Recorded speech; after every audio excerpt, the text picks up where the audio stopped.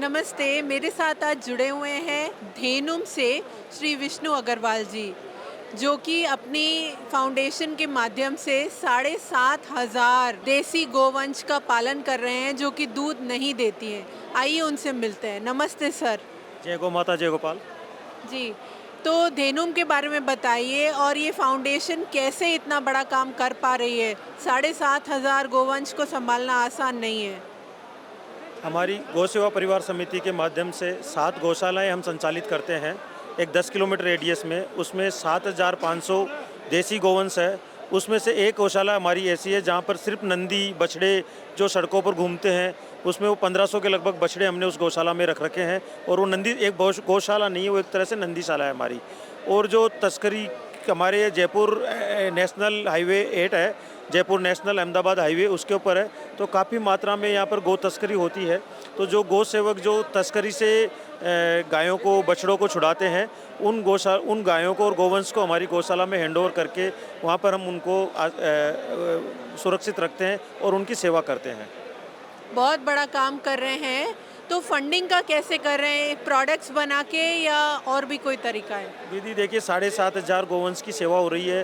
तो प्रोडक्ट्स तो अभी हमने रिसेंटली 4-5 साल से शुरू करे हैं। वैसे फंडिंग का हमारा जो मेन रहता है, थोड़ा बहुत गवर्नमेंट सहायता से एड आ जाता है और थोड़ा बहुत डोनेशन से करते हैं। लेकिन फिर भी डोनेशन पे भी, जैसे कोरोना काल में बहुत ज़्यादा दिक्कत आ गई थी, तो फिर विचार आया कि क्यों न गौशालाओं को सस्टेनेबिलिटी की तरफ ले जाया जाए।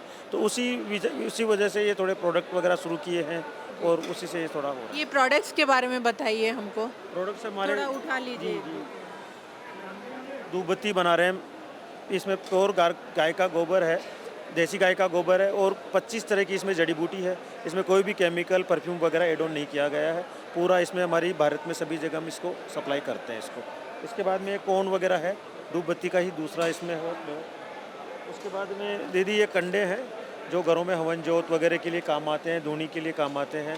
और उसके ऊपर फिर ये सब ये मैंने जो पहन रखी है गोबर की माला है, ये जप माला है। इसका भी एक बड़ा महत्व है।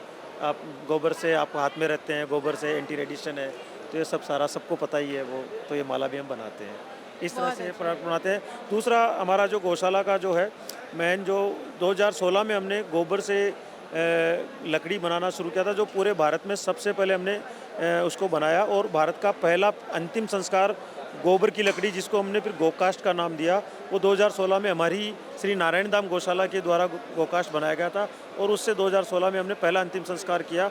उसके बाद में देश की बहुत सारी गौशालाओं के प्रतिनिधि हमारी गौशाला में आए। हमने उनको ट्रेनिंग दी, उनको बताया किस तरह से होता है। और आज भारत में 500 से ज़्यादा शहरों में गोकास्ट अंतिम संस्कार हो रहा है। मैं इस चैनल के माध्यम से सभी गौशालाओं से निवेदन करना चाहूँगा कि आप अपनी गौशाला में और भी प्रोडक्ट जो बना रहे हैं वो बनाएं सब आप।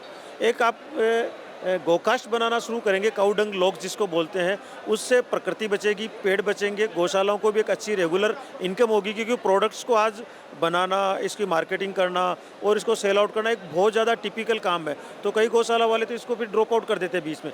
जबकि गोबर की लकड़ी जो गोकास्ट है वो एक बहुत ईजी है, इसमें कोई बहुत ज़्यादा कॉस्टिंग नहीं है। 50 से 60 हज़ार की मशीन आती है।